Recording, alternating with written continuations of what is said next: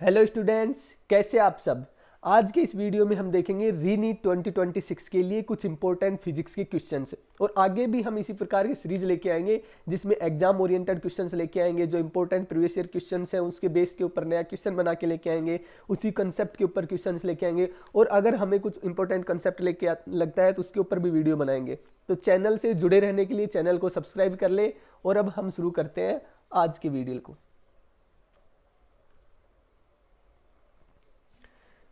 If error in A B C D are given 1, 3, 4 and 2% respectively और मेरे को P का एक इक्वेशन दिया गया है, इसकी हेल्प से मेरे को पी में परसेंटेज एरर निकालना है।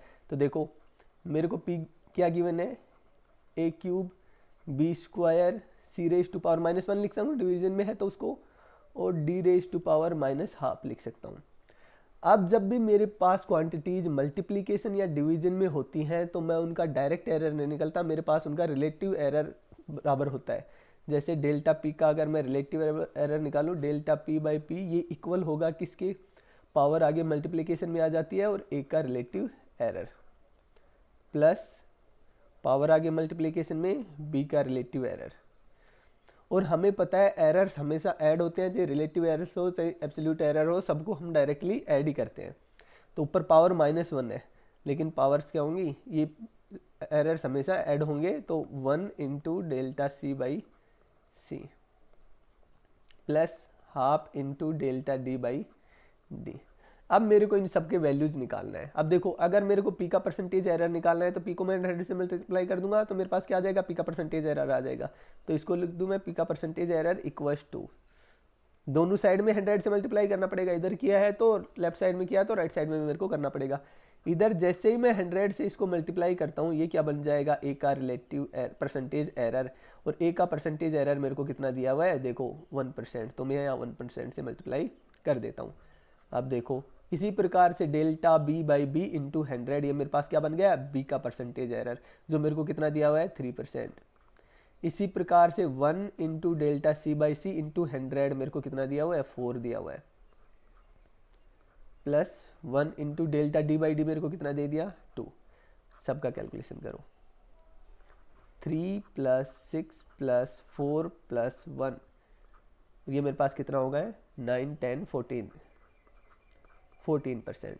तो मेरे पास पी में जो परसेंटेज एरर निकल के आया वो कितना आ गया, 14%।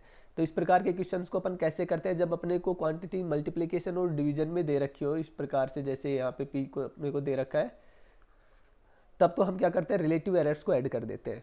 और अगर मेरे को समेशन या सब्सट्रैक्शन में मेरे को दे रखा हो तो हम डायरेक्ट एरर को भी ऐड कर सकते हैं और उनका फिर रिलेटिव एरर्स हम निकाल सकते हैं कॉरस्पॉन्डिंग क्वांटिटी से डिवाइड करके। समझ गए। नेक्स्ट क्वेश्चन पे मूव करते हैं। नेक्स्ट क्वेश्चन में मेरे को क्या दिया है, कोई बॉडी है जिसका सरफेस के ऊपर जो फोर्स है, ग्रेविटेशनल फोर्स, उसके ऊपर 64 न्यूटन लग रहा है, और अगर उसको h equal to r/3 height के ऊपर लेके जाते हैं तो उसके ऊपर कितना फोर्स होगा। तो हाइट के साथ अपने को इसका चेंज देखना है। तो मेरे को सरफेस के ऊपर तो कितना दे दिया इसका फोर्स, देखो F इक्वल टू क्या होता है फोर्स, Gm/r²। और यहाँ तो दोनों के बीच जस्ट सरफेस के ऊपर रखा है तो दोनों के सेंटर्स के बीच का डिस्टेंस रेडियस के बराबर हो गया, और ये मेरे को कितना दिया है, 64 न्यूटन, Gm/r²। और सेकंड केस में मेरे पास क्या हो रहा है, निकालना है मेरे को, तो सपोज कर लेता हूँ वो कुछ भी फोर्स F होगा, और उस टाइम पे मासेज चेंज होंगे क्या, नहीं होंगे, सिर्फ मेरे पास हाइट चेंज हो रहा है। और अब दोनों के सेंटर्स के बीच का डिस्टेंस कितना हो जाएगा, r प्लस r/3 का होल स्क्वायर। तो इसको मैं क्या लिख सकता हूँ, Gm/4r/3, तो 4r का 16r² और 3 का 9 मैं ऐसे लिख सकता हूँ। अब ये मेरे पास इक्वेशन फर्स्ट है, ये मेरे पास इक्वेशन सेकंड है, दोनों इक्वेशंस को मैं डिवाइड कर देता हूँ। तो 64/f, और उधर मेरे पास देखो डिवाइड करूँगा तो GMM से GMM चला जाएगा मेरे पास, तो मैं लिख सकता हूँ, और नीचे तो 9 आ रहा है, 9 बच जाएगा, और ऊपर मेरे पास 16 बच जाएगा, r² से r² भी गया देखो। तो अब मैं f निकालूंगा यहाँ से, तो f मेरे पास क्या आ जाएगा, 64 इंटू 9 डिवाइड, जस्ट कैलकुलेशन है अब तो, 4 टाइम्स गया इक्वल्स टू 36 न्यूटन। तो मेरे पास सरफेस से जब r equals to, H equal to R by 3 height के ऊपर ऑब्जेक्ट को लेके जाऊंगा तो मेरे पास 36 न्यूटन फोर्स उसके ऊपर बचेगा, जो कि जब वो सरफेस पे था तो उसके ऊपर 64 न्यूटन फोर्स लग रहा था। अब देखते हैं अपन नेक्स्ट क्वेश्चन।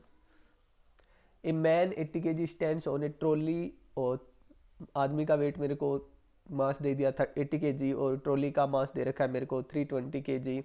फ्रिक्शनलेस सरफेस के ऊपर रखी हुई है, तो मैं दोनों को एक सिस्टम मानूंगा, तो उनके ऊपर कोई एक्सटर्नल फोर्स नहीं आएगा। एक मतलब उनका टोटल मोमेंटम कंजर्व हो जाएगा। इनिशियल टोटल मोमेंटम सब रेस्ट के ऊपर है तो 0 है। अब बोल रहा है कि जो आदमी है वो रिलेटिव मोशन से 1 मीटर पर सेकंड के रिलेटिव मोशन से ट्रॉली के रिलेटिव में मूव करना शुरू कर देता है 1 मीटर पर सेकंड से, तो 4 सेकंड बाद उसका ग्राउंड के रेस्पेक्ट में कितना डिस्प्लेसमेंट हो जाएगा। तो देखो यहाँ पे आदमी का मास दिया है मेरे को 80 kg, ट्रॉली का मास दे दिया मेरे को 320 kg। तो ये मेरे पास हो गया भाई ट्रॉली, और इसमें ये आदमी है। गाड़ी के रेस्पेक्ट में इधर चल रहा है वी वेलोसिटी से, और जिसका वैल्यू है मेरे पास 1 मीटर पर सेकंड मेरे को दे रखा है।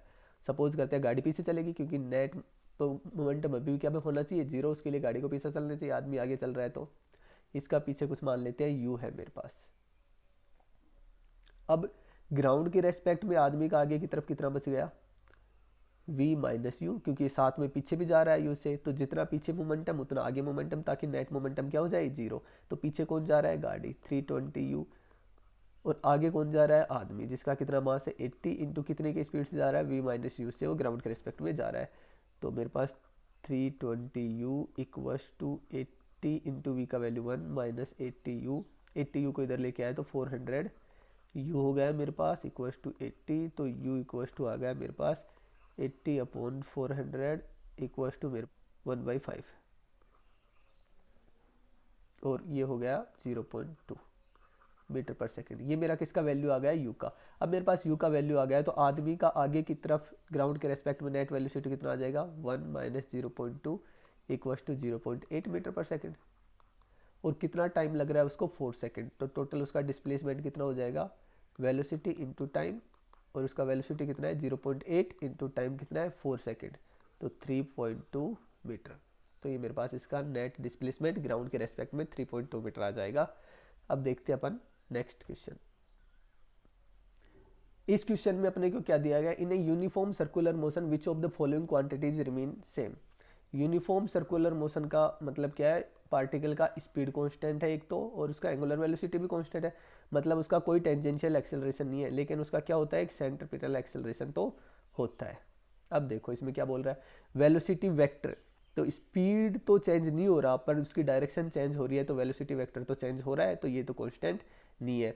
सेकंड देखो एक्सेलरेशन वेक्टर, एक्सेलरेशन भले उसका मैग्नीट्यूड हमेशा v²/r के है, सेंट्रीपिटल फोर्स की वजह से जो एक्सेलरेशन आ रहा है v²/r, लेकिन उसका डायरेक्शन हमेशा चेंज हो रहा है। देखो डायरेक्शन हमेशा चेंज हो रहा है, तो एक्सेलरेशन वेक्टर भी मेरे पास कांस्टेंट नहीं है, उसका डायरेक्शन चेंज हो रहा है। केवल एक्सेलरेशन का मैग्नीट्यूड पूछता तो वो कांस्टेंट था, लेकिन एक्सेलरेशन वेक्टर पूछ लिया मेरे से, तो डायरेक्शन चेंज होने से वेक्टर तो चेंज हो जाता है। मोमेंटम वेक्टर, जब वेलोसिटी ही कांस्टेंट नहीं है, देखो स्पीड कांस्टेंट है पर वेलोसिटी क्या है डायरेक्शन के साथ चेंज होती है, क्योंकि डायरेक्शन चेंज हो रही है तो वेलोसिटी भी चेंज हो रहा है, तो मोमेंटम वेक्टर भी नहीं आएगा।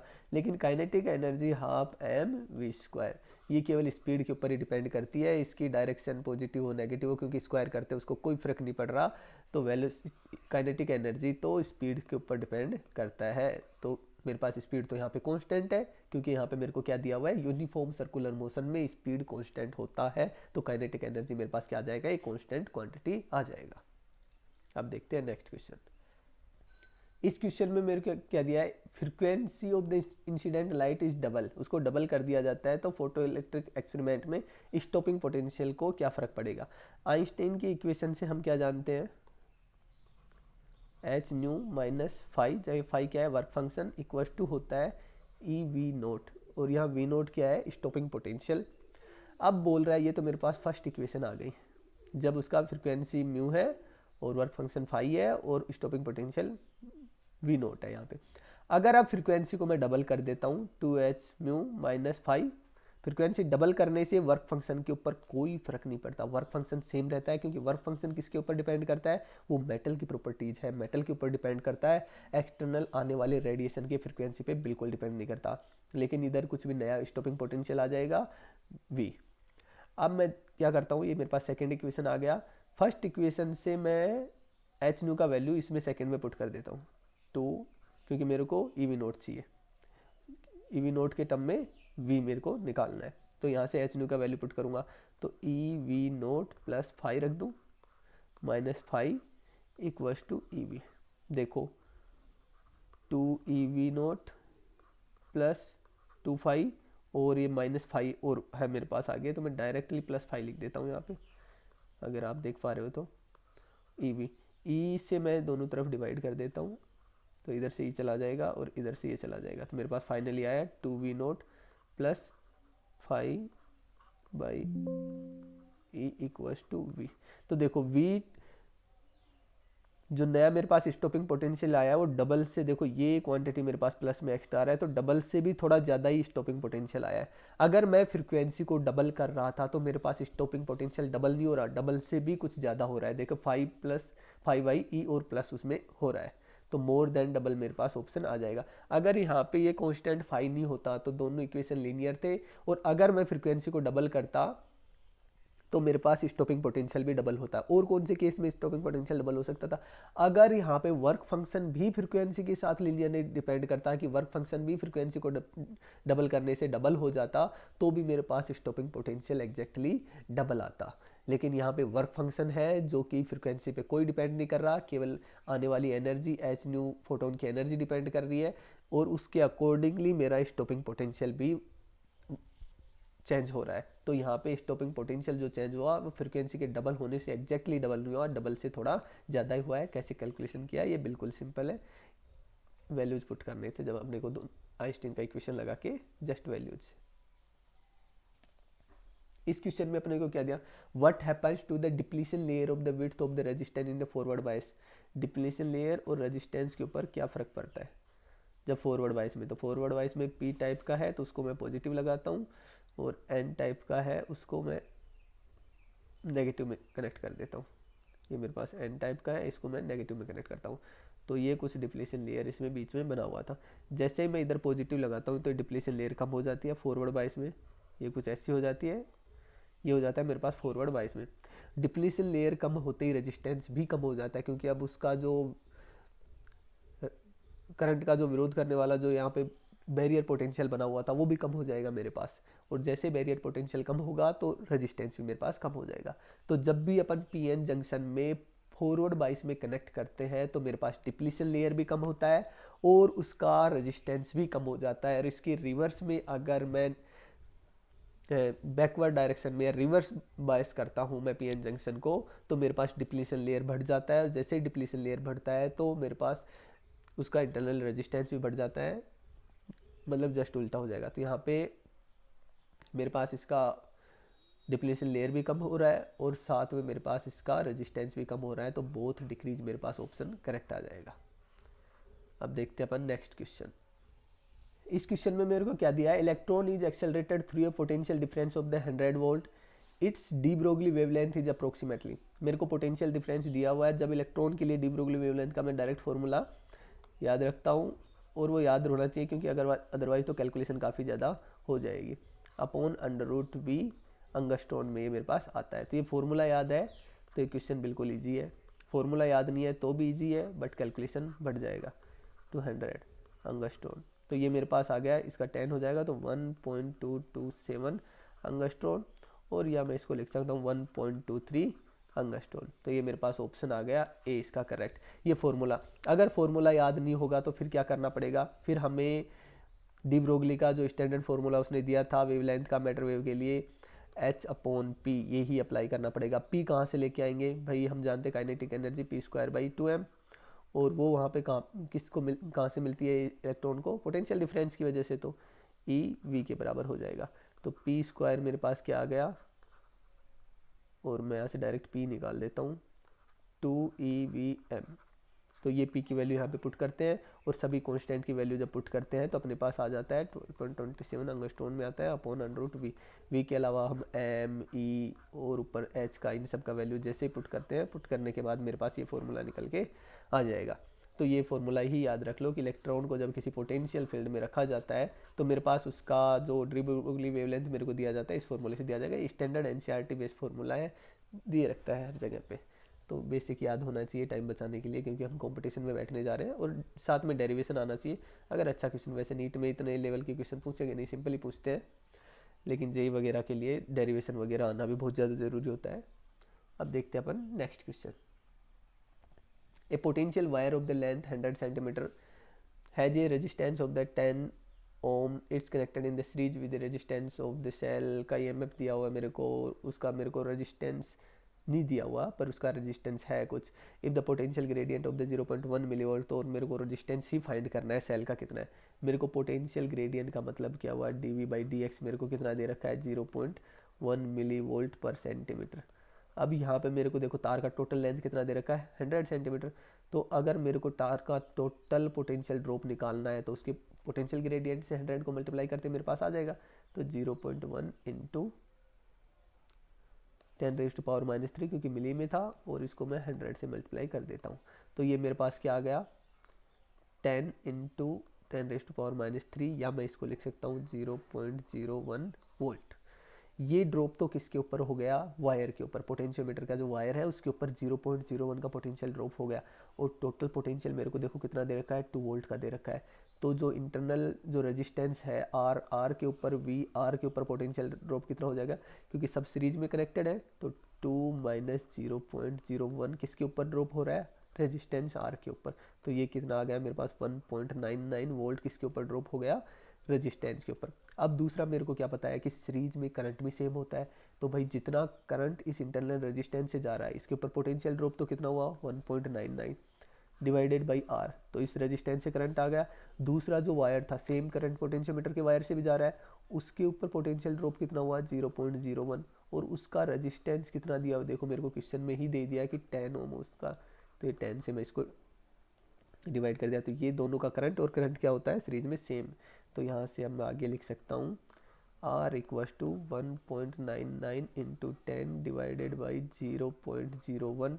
तो ये मेरे पास क्या आ गया 1990 ओमेगा। तो ये मेरे पास उसका जो सेल के साथ में जो एक रेजिस्टेंस कनेक्टेड है उसका रेजिस्टेंस 1990 आ गया। कैसे किया अपन ने, क्या कॉन्सेप्ट अप्लाई किया कि सीरीज में भाई टोटल पोटेंशियल ड्रॉप जो जहाँ जहाँ भी हो रहा है वो सेल की ईएमएफ के बराबर होता है। अगर उसमें से 0.01 पोटेंशियोमीटर की वायर के ऊपर ड्रॉप हो गया तो दो में से जो बचा हुआ मेरे पास होगा वो जो एक्सटर्नल रेजिस्टेंस मैंने ऐड कर रखा है उसके ऊपर ड्रॉप होगा।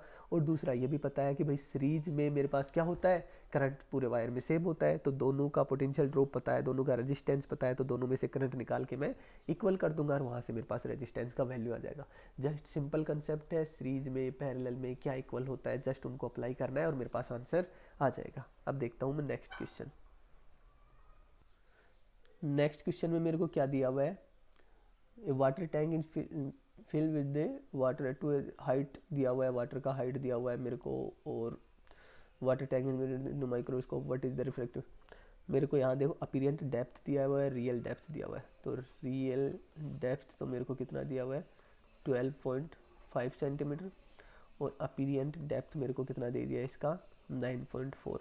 और मैं क्या जानता हूँ कि जो अपीरियंट डेप्थ है वो क्या होता है, real depth divided by refractive index. तो रिफ्रैक्टिव इंडेक्स क्या हो जाएगा,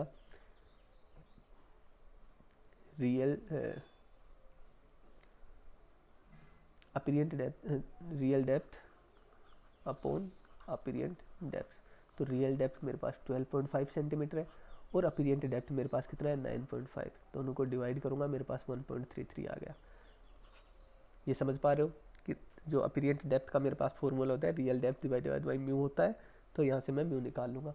और दूसरा इस क्वेश्चन में तो मेरे को पहले ही बोला हुआ है कि जो रिफ्रैक्टिव इंडेक्स है जो वाटर का पूछा है, तो वाटर का होता भी कितना है, इतना है 1.33। लेकिन फिर भी अपने को कैलकुलेशन निकालना पड़ेगा, फाइनल आंसर वही होगा जो कैलकुलेशन से आ रहा है, ना कि डाटाबेस। हो सकता है वाटर में कुछ और भी मिला रखा हो जिससे रिफ्रैक्टिव इंडेक्स उसका चेंज हो जाए। तो अपने को कैलकुलेशन वाले आंसर को फाइनल मानना है। नेक्स्ट क्वेश्चन देखते हैं। A simple pendulum is taken from earth to moon. Simple pendulum, तो इसके टाइम पीरियड पे क्या फ़र्क पड़ेगा। सिंपल पेंडुलम का टाइम पीरियड का क्या होता है 2π√L/g। तो यहाँ पे एल उसका कांस्टेंट रहेगा। मून पे ले जाने से ये तो है नहीं कि उसकी रस्सी कम ज़्यादा हो जाएगी, 2 पाई तो ऐसे ही कांस्टेंट है, लेकिन मून पे ले जाने पे ग्रेविटेशनल जो एक्सेलरेशन है उस पर ज़रूर फर्क पड़ता है। और मून पे ले जाने पे मेरा जो ग्रेविटेशनल एक्सेलरेशन है वो क्या हो जाता है, कम हो जाता है। ये अपन ने पढ़ रखा है, ये चीज़ आनी चाहिए इस क्वेश्चन के लिए। ये तो ग्रेविटेशनल चैप्टर में पढ़ते हैं कि मून के ऊपर कैसे कम हो जाता है, उसका मास रेडियस वगैरह कैसे इफेक्ट होते हैं, और उसके साथ में उसका ग्रेविटेशनल एक्सेलरेशन। आपने सुना है ना कि मून के ऊपर जब जाते हैं तो वहाँ पे अगर छलांग लगाए तो अपन ज़्यादा ऊंची छलांग लगा सकते हैं। उसका रीज़न यही है कि वहाँ पे ग्रेविटेशनल जो एक्सेलरेशन है जो डाउनवर्ड डायरेक्शन में है वो काफ़ी कम होता है। और अगर एग्जैक्ट बोले तो मतलब थोड़ा एक अप्रोक्सीमेट वैल्यू में तो हमारे अर्थ से 6 टाइम कम हो जाता है, तो g/6 के बराबर। अगर ये वैल्यूज मेरे पास कम हो गया g का वैल्यू, तो मेरे पास t का वैल्यू क्या हो जाएगा, इंक्रीज हो जाएगा, क्योंकि बाकी सब तो कांस्टेंट है। तो मेरे पास t is proportional to 1/√g, तो g को कम करूंगा तो t बढ़ेगा, g को बढ़ाऊंगा तो t कम हो जाएगा। तो मेरे पास क्या आ जाएगा, इसको कम किया तो इंक्रीज आ जाएगा, टाइम पीरियड में इंक्रीज। टाइम पीरियड में इंक्रीज होने से जो पेंडुलम का जो है वो तेज़ी से मूव करने लगेगा पेंडुलम, या स्लो, क्योंकि यार टाइम पीरियड इंक्रीज हुआ है तो थोड़ा स्लोली अब उसका टाइम पीरियड बढ़ जाएगा। एक चक्कर पूरा करने में उसको और ज़्यादा टाइम लगने लगेगा। समझ गए? मूव करते हैं नेक्स्ट क्वेश्चन पे। For a gas the ratio of the specific heat दिया हुआ है मेरे को, और molar heat capacity at the constant pressure वाला मेरे को फाइंड करना है। तो मेरे को पता है स्पेसिफिक हीट का जो रेशियो होता है CP/CV होता है, ये गामा के बराबर होता है। और गामा मेरे को कितना दे दिया, 1.5 दे दिया। तो यहाँ से मैं क्या लिख सकता हूँ, CP/1.5 इक्वल्स टू CV लिख सकता हूँ। और दूसरा मैं जानता हूँ एक इक्वेशंस, और CP-CV इक्वल्स टू R के बराबर होता है। अब यहाँ से मेरे को CP का वैल्यू निकालना है। देखो molar heat at the constant pressure निकालना था, तो मैं क्या कर सकता हूँ, CP-CP/1.5, क्योंकि ये CV का वैल्यू CP के टर्म्स में मैंने निकाल लिया, पहले एक कनेक्शन रिलेशन मेरे को दिया हुआ था, इस रिलेशन का मैं सेकंड रिलेशन में यूज किया, तो मेरे पास आ गया 1.5। यहाँ मेरे पास 1.5 LCM आ जाएगा, तो 1.5 CP-CP, तो मैं 0.5 CP लिख सकता हूँ, जस्ट कैलकुलेशन है ये तो, इक्वल्स टू R। तो मेरे पास CP क्या आ जाएगा, 1.5 R/0.5 इक्वल्स टू मैं क्या लिख सकता हूँ, 3R। तो मेरे पास कितना वैल्यू आ गया CP का, 3R के बराबर मेरे पास CP आ गया। देखो 3R के बराबर आ गया मेरे पास CP। आज की वीडियो में अपन इतना ही रखते हैं, बाकी और भी क्वेश्चंस मैंने लिए थे पर वो अपन नेक्स्ट वीडियो में रखेंगे। आज थोड़ा सा यहाँ डिस्टर्बेंस है, थोड़ी आवाज़ आ रही है, बाकी क्वेश्चंस को अपन नेक्स्ट वीडियो में रख देंगे। आज ही अपन यही वीडियो को स्टॉप करते हैं, बाकी नेक्स्ट वीडियो में करेंगे। और चैनल से कनेक्टेड रहे, अपन 1 बाय 1 काफ़ी सारे टॉपिक्स लेके आएंगे, इंपॉर्टेंट क्वेश्चंस लेके आएंगे इनके, तो चैनल से जुड़े रहे, सब्सक्राइब कर ले ताकि नोटिफिकेशन आता रहे, अपन कुछ देखेंगे तो कुछ नया सीखेंगे। और मैं हमेशा इंपॉर्टेंट और जो कॉम्प्लिकेटेड टॉपिक्स होंगे उनको सिंप्लीफाइड करके लेके आता रहूँगा यहाँ पे आपके लिए। Okay, thank you.